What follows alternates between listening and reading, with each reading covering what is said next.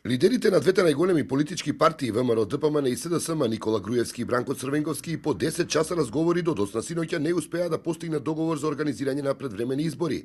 По средбата лидерот на опозицијската СДСМ рече дека не е постигнат договор за барањата за изборниот законик. Во врска со избирачкиот список, барањето на СДСМ било проверката да трае 30 дена, додека владеачката партија сметала дека тоа може да се заврши за 20 дена. Лидерот на опозицијата рече дека кај владеачката партија не постои ни интерес за деблокирање на сметките на медиумите од Перонаков безброј. Тој сепак рече дека се подготвени за уште една средба. Не се постигна согласност ниту околу составот на комисијата и рокот за пречистување на избирачкиот список.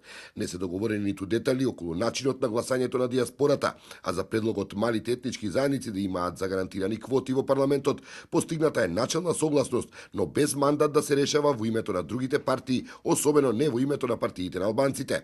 Во изјавата за медиумите од своја страна, лидерот на ВМРО ДПМН Никола Груевски соопшти дека е постигнат договор за избегнување на појава на шпекулативни листи, да не се врши никаква воредна исплата на плати, пензии или социјална помош, да не се употребуваат мобилните телефони за сликање на гласачкото ливче. Последбата Бранко Црвенковски изјави дека доколку не се прифатат клучните барања, СДСМ нема да се врати во собранието, а не е исклучена можноста за бојкот на евентуалните предвремени избори. Од своја страна лидерот на ВМРО ДПМН Никола Груевски рече дека барањата на СДСМ се само параван за неизлегување на предвремени избори, односно одложување, затоа што знаат дека ја немаат поддршката од граѓаните и оти во наредните 4 години ќе бидат во опозиција, вели Груевски. Според Груевски, предвремените парламентарни избори се можни иако се случи опозицијата да ги бојкотира.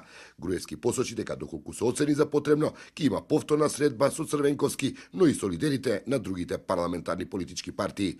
Боријан Јовановски за Гласот на Америка на македонски јазик, Скопје.